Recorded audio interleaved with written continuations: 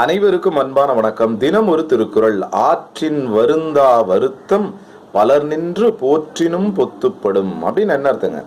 தக்க முறையில் செய்ய பெறாத ஒரு முயற்சி பலர் துணையாக நின்று குற்றம் வராது காத்தாலும் குற்றப்பட்டு விடும் அப்படின்னு சொல்றாரு. அப்ப ஆற்றின் அப்படின்னு சொன்னா நம்ம ஒழுங்கா அதை யோசிச்சு அந்த விஷயத்த செய்யலைங்க, சரிங்களா? ஒரு திட்டமிடுதல் இல்லை. வருந்தா வருத்தம், அதை பற்றிய ஒரு பெரிய தெளிவான ஒரு முயற்சியோ வருத்தமோ எதுவுமே நம்மகிட்ட இல்லை.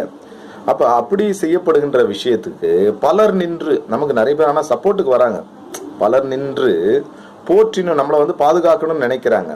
அப்படி நினைச்சாலும் ஒன்றும் நடக்காது, குற்றப்பட்டு விடும், பொத்து விடும். அப்படின்னா நம்ம உடஞ்சி போயிடும், ஒன்றும் இல்லாமல் போயிடும், சரிங்களா? அப்போ ஒழுங்காக பிளானிங்கும் எக்ஸிக்யூஷன் இருந்தால் மட்டும்தான் அந்த விஷயம் சக்சஸ்.